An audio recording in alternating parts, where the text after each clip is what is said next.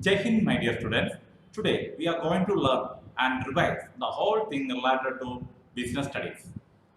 Today I would like to give in a summarized mode. In this video, you can watch the whole things related to the first 6 chapters from business studies you are going to face in board exam.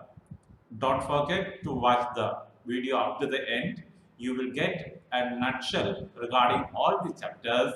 Very easily you can learn and remember all the things. And I'm concentrating on important areas related to business studies in the board exam. So don't forget to watch up to the end of this video. You will get a great benefit from this video. Don't forget to share this video with friends also. First of all, I would like to begin with the chapter Nature and Significance of Management. Nature and Significance of Management.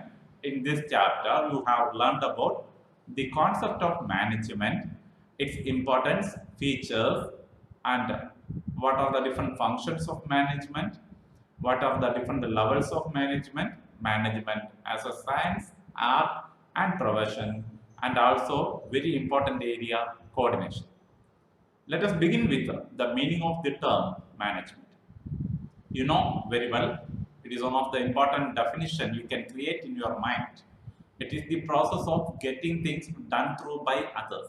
It is the process of getting things done through by others for the achievement of organizational goals.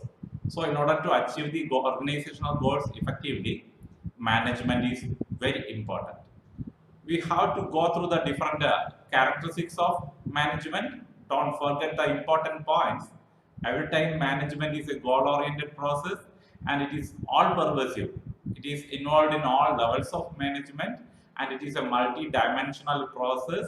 Also, it is a continuous process and it is a group activity, means it is an effort of all the workers in an organization and it is a dynamic function. So these are the important characteristics of management. Don't forget these points. It will be very beneficial for you to write another concept from management, that is also an intangible force. It is also an intangible force. So don't forget all these points. Next, objectives of management. Already you learned the 3 important categories of objectives of management. First one is related to organizational objective. Every time the firm wants to earn maximum profit and also for the growth of the organization, management is very important. And another one of the organizational objective is survival in the market for a long period. And another category of objective includes social objectives. You know very well, the term social is related to the development of the society, welfare of the society. So it is also the objective of management for the development of, they are giving more consideration for the development of welfare of the society, peoples of the society. They are providing good services for the people's upliftment of the society through different activities. And also they have a lot of personal objective, providing better pay and better working condition for the workers. All that included in the objectives of management. So don't forget, the major concepts in objectives of management are the organizational objective, social objective, and personal objectives. Remember all these points. And another topic we have to remember from this area, importance of management. Lot of points, it includes lot of points which shows how management is much important in each and every organization. There is no variation in size. It is very important. The role of management is unavoidable one. So first point is, it helps in achieving organizational goals. Management every time helps in achieving organizational goals. It increases the efficiency of the organization. It every time creates a dynamic organization in the business field, and it helps in achieving personal objectives of the organization. Better management every time helps the organization for achieving their personal objectives, also social objectives and organizational objectives. It helps in the development of society. It helps in the development of society. So remember, all these points shows importance of management. And another point related to the area, natural significance of management, we can expect for 4-mark question. We can expect for the 4-mark question, management as an art. Management as an art. You know very well the key features. If we want to be an artist, we need some features like existence of some personal and theoretical knowledge. We need lot of theoretical background regarding some art, whatever it may be, and we have to apply the acquired knowledge in a particular situation. Then only we can develop the skill, because art is a skillful activity which need more experience, so through the theoretical awareness and through practice, we can develop the skill of an artist. And also it is based on practice and creativity. Every time, any art, what it may be music, singing music, or creating some paintings, whatever it may be, it requires continuous practice, and critical thinking is very necessary. So how management is an art? Management also requires all these things. Management have the features of all these areas, like it have theoretical knowledge, personalized application is needed in management of the organization, and creative and critical thinking is very much needed to tackle the problematic situations, for providing innovative ideas for the business development. That is why management is also an art and manager is an artist. Remember all these points. And another area we have to give importance, that is management as a science. Already up to 10th level you have learned what is science. It involves systematized body of knowledge which is created through the experience of the experts in that field, which is brought by the scientist. So science is such a systematized body of knowledge that explains certain general truth or the operation of general laws. In management also, such systematized body of knowledge is there, which is divided into different disciplines like marketing management, financial management, HR management, like that. So management also have systematized body of knowledge, and a lot of principles are there in science. Like the same, in management also a lot of principles are there. It is developed through continuous practice. And the management principles have universal validity, like the same of what? The same of the principles in science.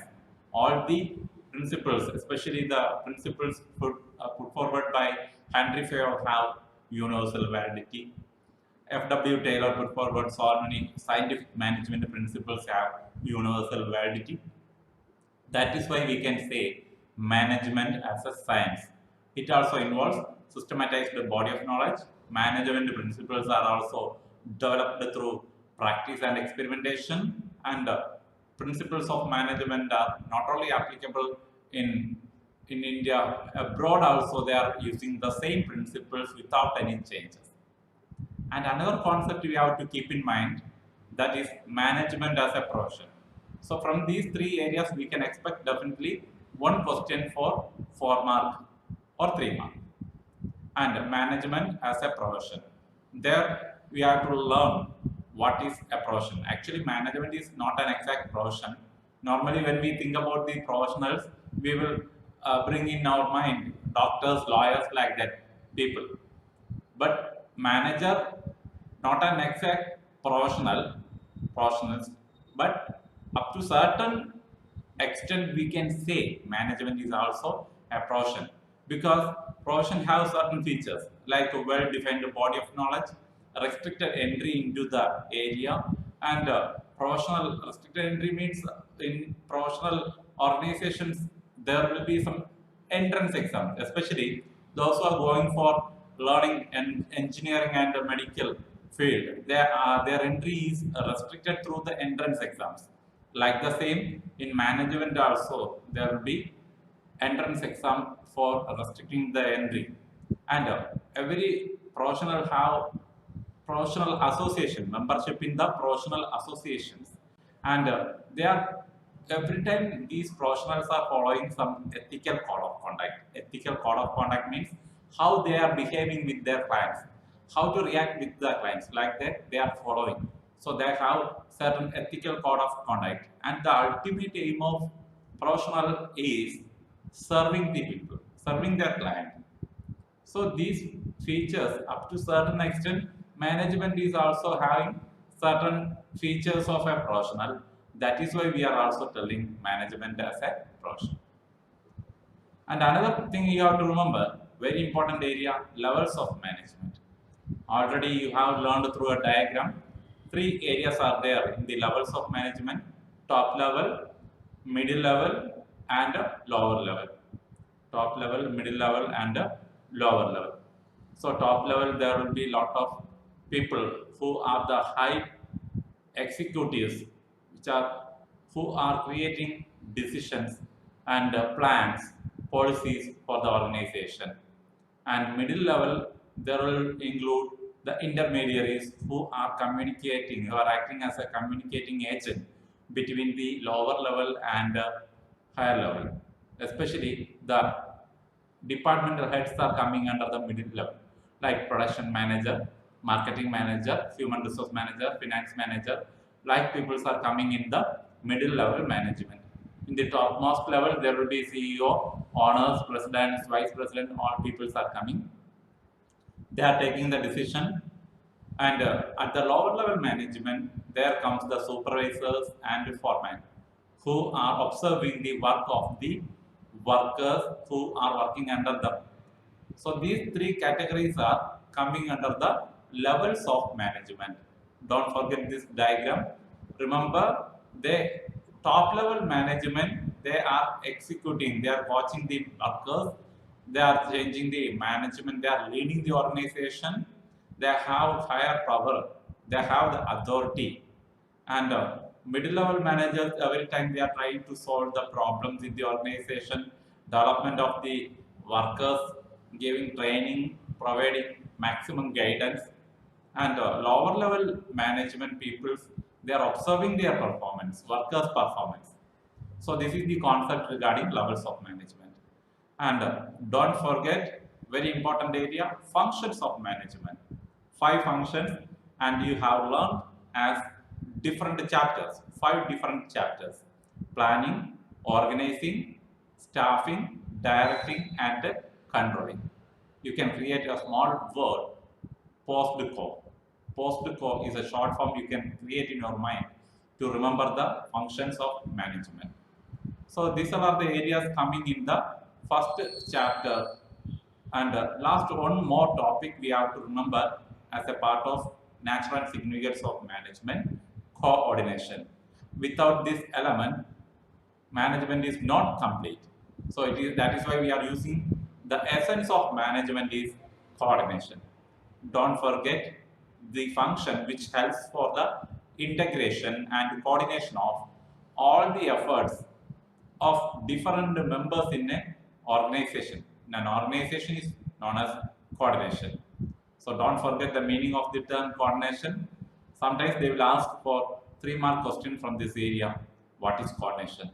So don't forget, it is the essence of management. It is the process of achieving unity of action among the interdependent activities and the performance of the workers, members in an organization.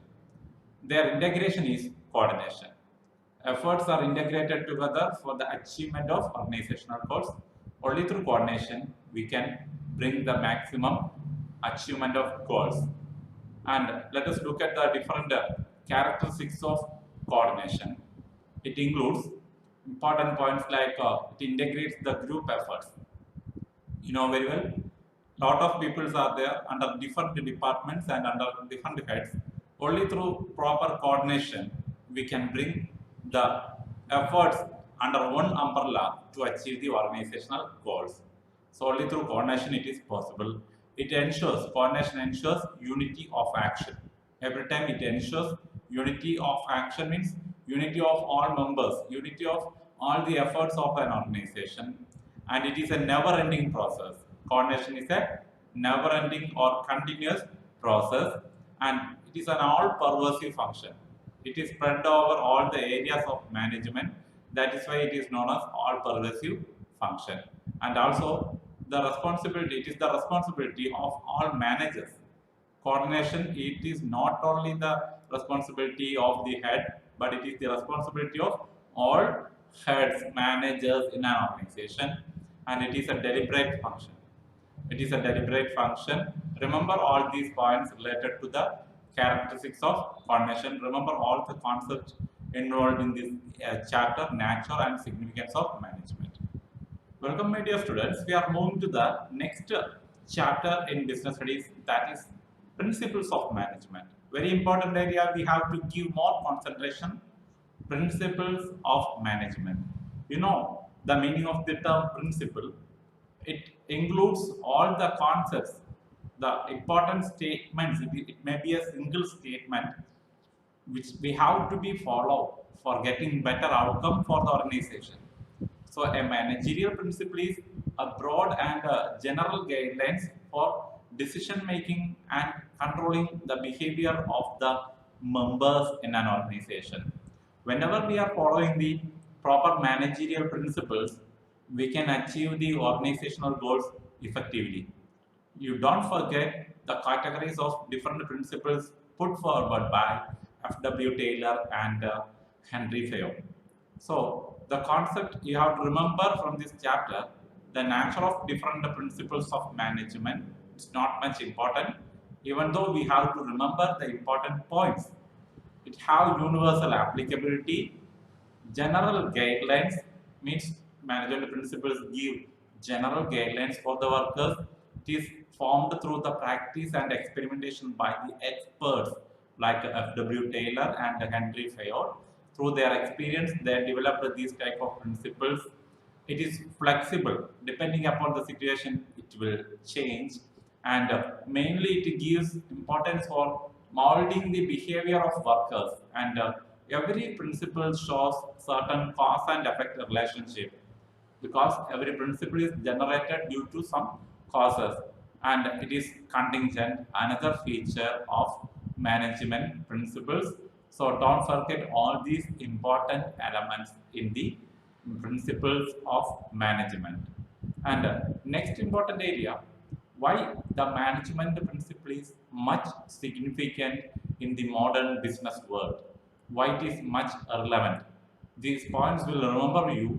It provides managers with a useful insight into reality, and optimum utilization of scarce resources is possible, and scientific decisions can be taken with the support of management principles, and it helps in fulfilling the social responsibility of the business, and also it helps in meeting changing the environmental requirements. Depending upon the changing business environment, we can make changes. That is why it is flexible. And also management can give training and educate, they can conduct researches in the field of management. So they can educate the workers, give training to the workers. That is why the principles of management is much significant. Definitely we have to follow it in the organization. Moving to the first person who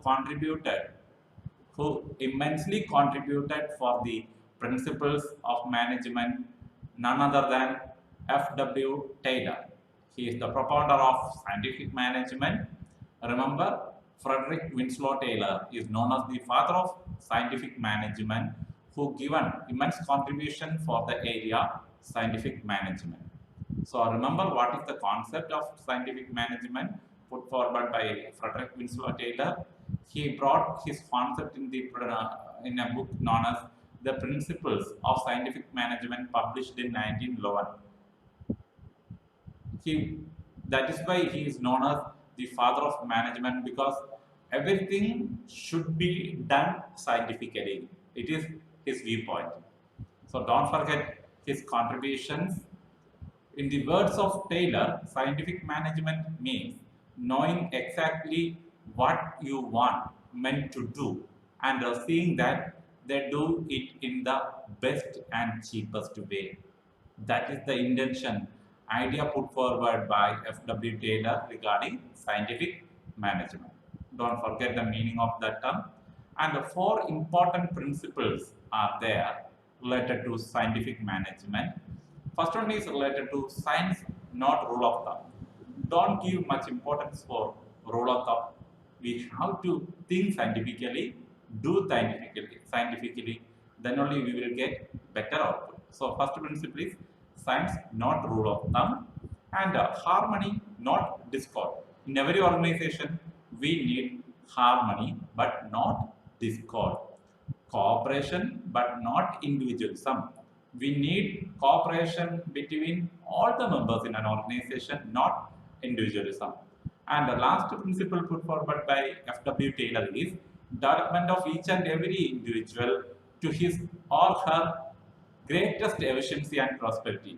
Management must give importance for developing the maximum efficiency of the workers in an organization. That is also another important principle. So don't forget the four principles put forward by F.W. Taylor.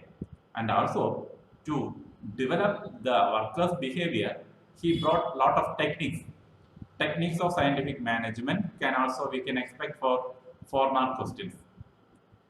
So the first technique is functional foremanship.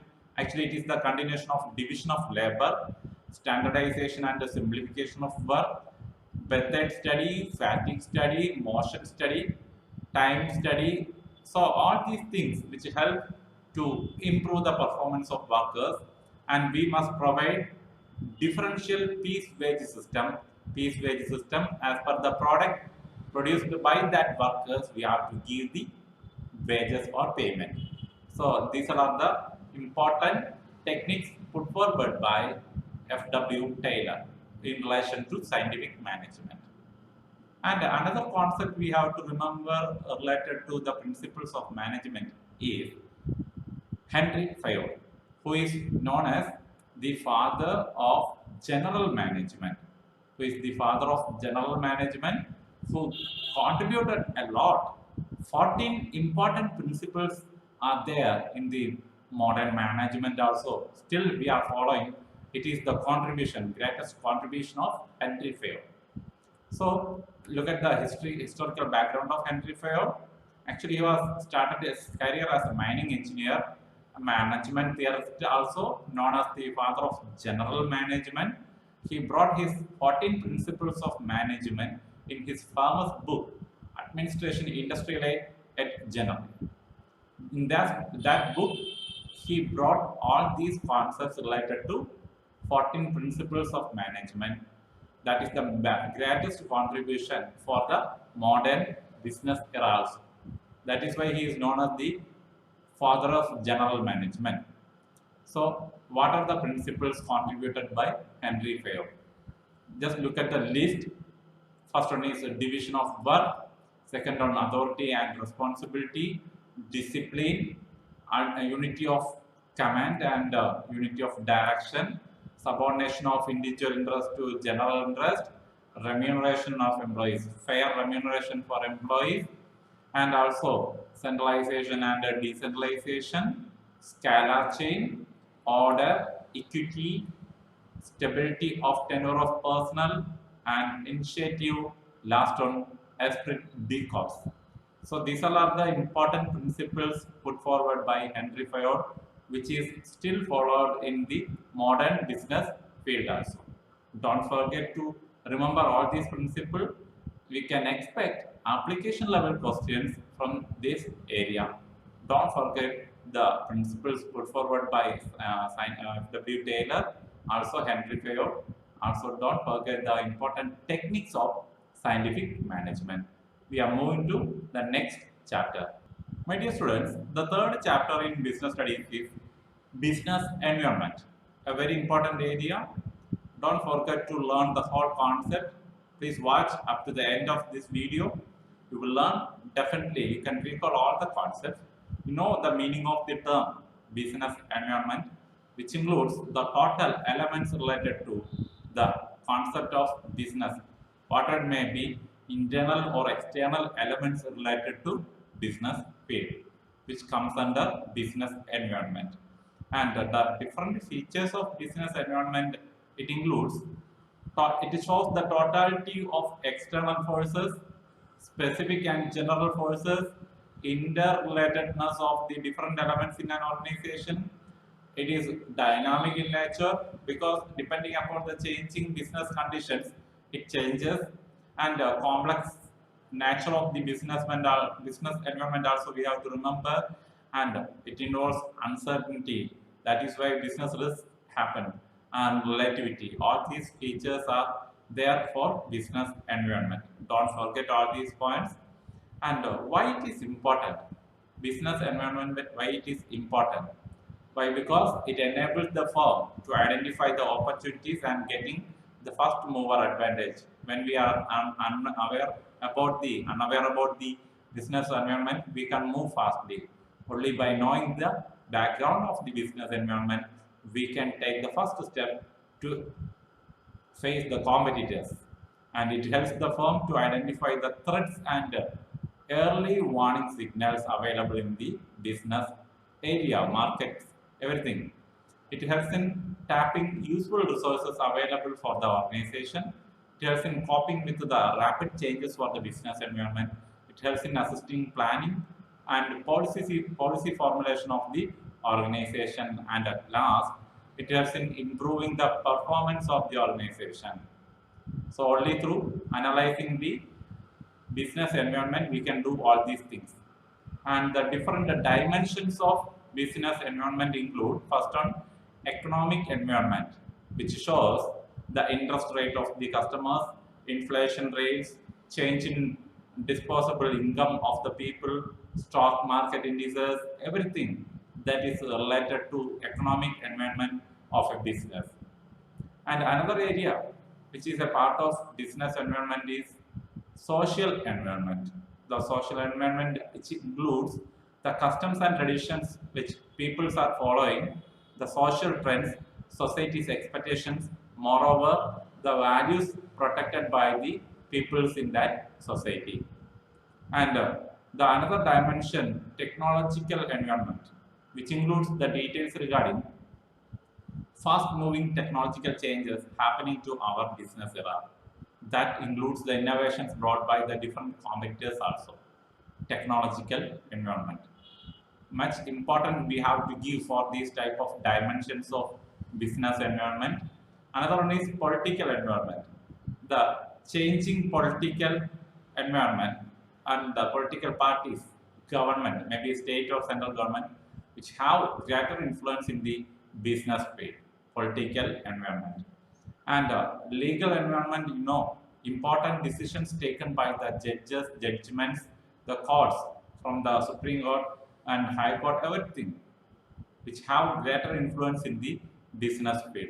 Don't forget legal environment. So that are the different concepts related to the important dimensions of business environment.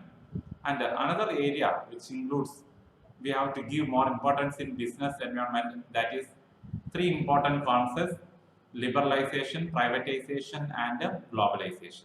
What is liberalization? It is giving liberation, changing the restrictions, removing the restrictions for the companies, business peoples. That is liberalization. And privatization, it includes giving more importance for the private parties than the public sector organizations. And globalization includes opening the market for the global world. Everyone can buy or sell their product at any place all around the world. So that are the dimensions related to, means the three different terms we have to remember in relation to business environment, that is liberalization, privatization, and globalization. And the impact of government policy. It have a lot of impact, influence in the business and industrial sector in India. Due to these government policies, maybe new industrial policy, the increasing competition is there, more demanding customers, rapid change in the technological environment happen, necessity for change, need for developing human resource emerge, market orientation. We have to give more importance for the market than the customers. Loss of budgetary support to the public sector. All these are the important impacts, influence of the government policy in the business and industry area. So that are all the things related to that chapter, business environment. Moving to the next chapter, fourth one is planning, the first function of management. Now this year, some important area, types of plans were deleted from this chapter. So we can easily remember all the points from this chapter related to planning. Planning is deciding in advance what is to be done in future. You know very well, it bridges the gap between where we are and where we want to go, and it helps all levels of the peoples of all levels of management, top level, middle level, and lower level peoples are getting benefit of planning. And look at the different points which shows the importance of planning in every business field. Don't forget, very important area. Lot of times we have faced the exams. In exams, this topic very important. You can expect for formal question. So it provides direction. Planning provides direction. Planning reduces the risk or uncertainty. Planning reduces the overlapping and wasteful activities of the members of an organization. Planning promotes innovation, critical thinking, creative thinking to facilitate decision making, especially for the top level management. It establishes standards for controlling the performance, because all the activities in an organization is based on the plans and policies created by the top management. And don't forget the important features of planning. It includes, it is focuses on achieving the objectives, organizational objective, social objective, and personal objective. It is a primary function of management. Every time you have to remember, first foremost function of management is planning. It is all pervasive. Everywhere it is there. That is why we are telling it involves in all levels of management, and it is a continuous process, a never-ending process. Depending upon the situation, it will change. It is a futuristic process because it is looking for the future, and it involves decision making, and it is a mental exercise. You know, intelligent people are doing best plans. Don't forget all that features. Remember all these words and statements. You can create your own explanation for all these terms, and certain limitations are there for planning. Don't forget the points. Planning leads to rigidity. Sometimes we are telling it is flexible, but sometimes the management stick on that only plan. They will never change as per the changing circumstances. And planning may not work in a dynamic environment, because business environment is a dynamic one. Depending upon that, we have to change the plans. If we are sticking on only a single use plan, it will not work. So we have to change it. And every time planning reduces the creativity, because majority of the management will not give consideration for the viewpoints of the workers in an organization.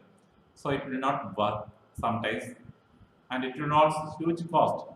Experts needed to prepare the best plans for the performance of the organization.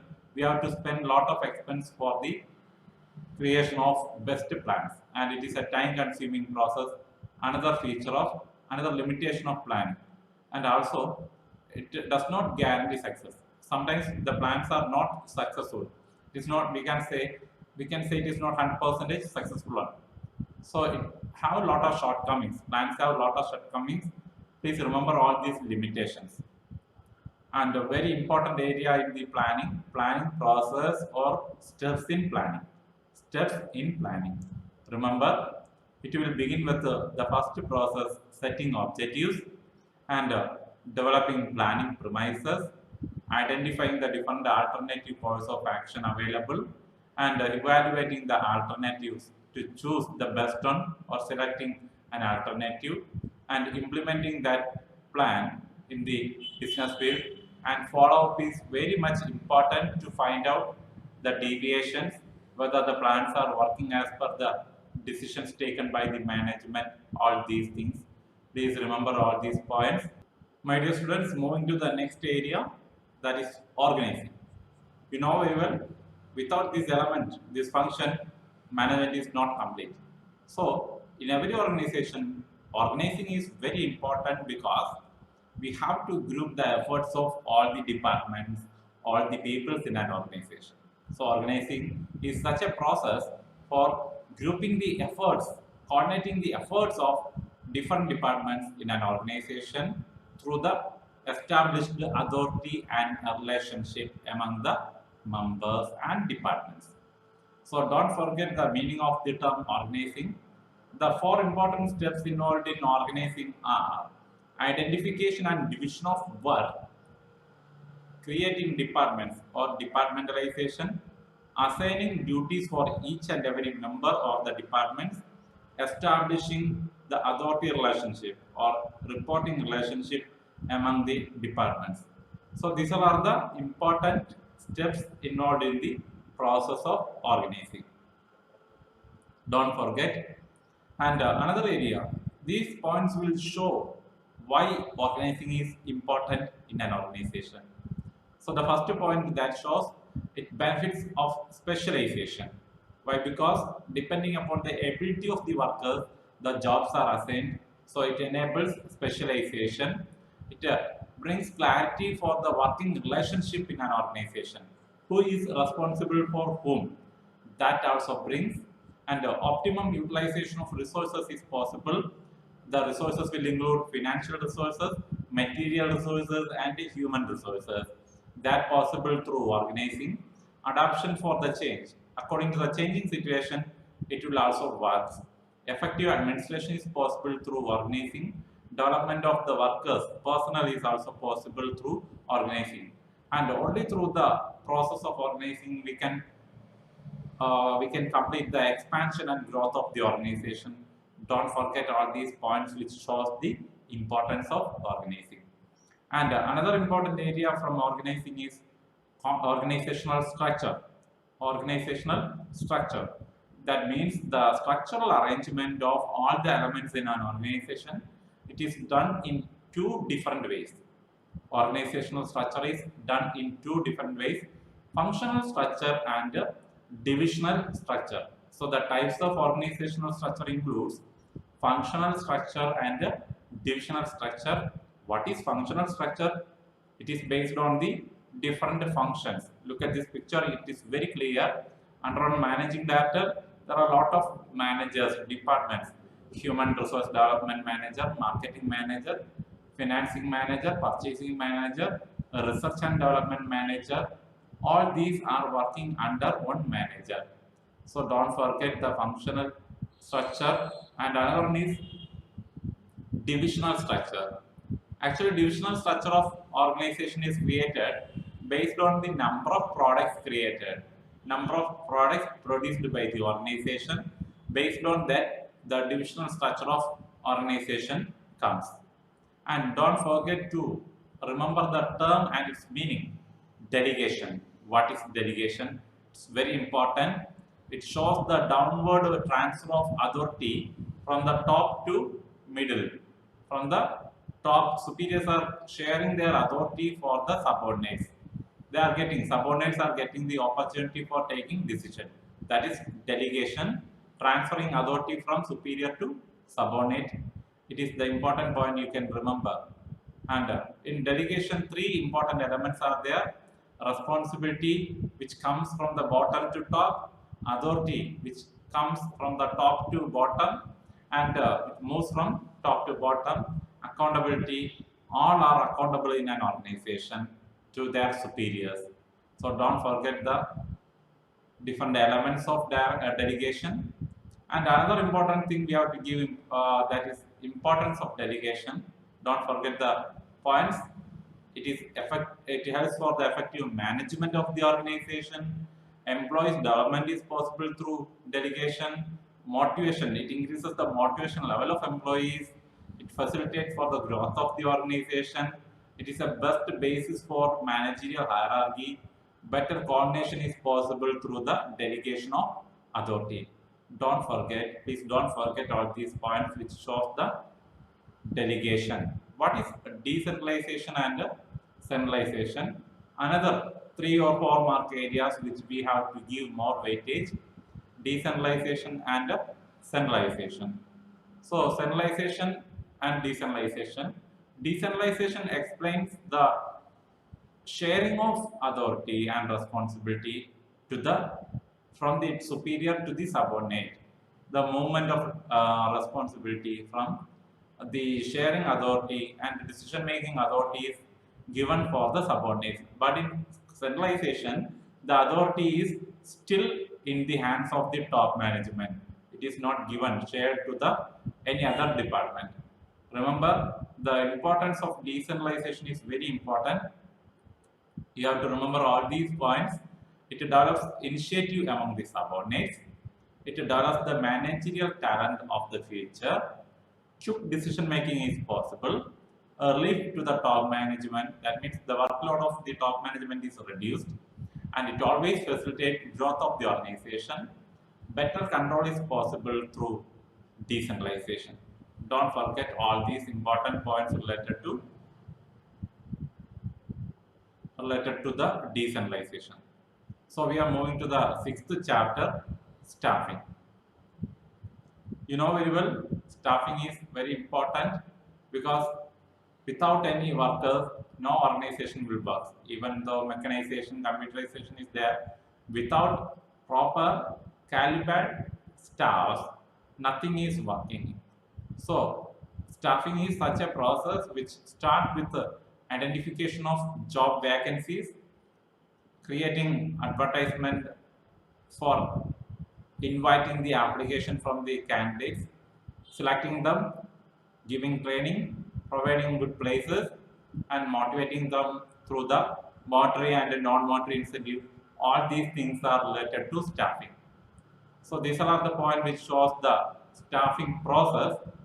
It will begin with estimating the manpower requirement, then recruitment, selection, placement and orientation, training and development, performance appraisal, promotion and career planning, compensation. All these elements are coming under the process of staffing or steps in staffing. So remember, recruitment is another area we have to give more importance. It is the process of searching for prospective employees and stimulating them to apply for the job in an organization. That is recruitment. Two important sources are there in the recruitment: internal sources and external sources. Internal source is filling the vacancy within the workers, the organizations, workers working in the organization we can utilize. Transfer, promotion, layoff, all these are the different methods of internal source of recruitment. Moving to the external source of recruitment, direct recruitment by the notice through the factory gate, casual callers, advertisement we can use, employment exchange that are run by the government we can use, placement agencies and management consultants are there, we can utilize them also, campus recruitment, recommendation of the employees, labor contractors also we can utilize. Web publishing is another source of recruitment. Don't forget all these things. Another important step in staffing is selection. It is a complex process to find the maximum and calibered and suitable employee in an organization. It is not a simple process. It is a complex process of identifying and choosing the best person from thousands or lakhs of applicants. That is selection. It will begin with the process of staffing. Selection will begin with the preliminary screening of the application.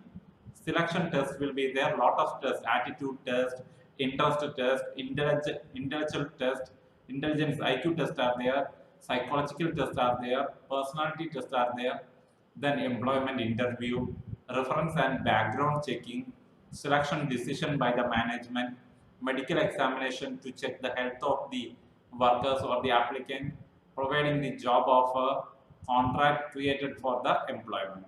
All these steps are part of selection process. Don't forget all these steps. And another important area, last important area in staffing is training and development of workers. Training and development of workers. You know, maximum skill development is possible only with the support of management. So for the development of maximum skill, we have to give maximum training for the workers. Then only their development is possible. So the type of training method include on-the-job training and off-the-job training. On-the-job training means employees are learning while working. It includes apprentice programs, coaching, internship training, job rotation, etc. And off-the-job training methods include classroom lectures or conferences, films, case studies, computer modeling, and programmed instruction. All these things are given as off-the-job training also. So my dear students, these are the things you have to remember as a part of the chapter staffing. And my dear students, in this video I brought only 6 chapters, first 6 chapters. In the next video, definitely I will bring the remaining chapters. So in a nutshell, it's very important at the last moment of the examination, these type of videos will be very helpful for you to score maximum in business studies. Don't hesitate to watch this video. If it is useful, please share with this video with your friends. Thank you for your time. Thank you for your patience listening of my words. Thank you. All the very best for your exams. Don't forget to watch the next video. Thank you.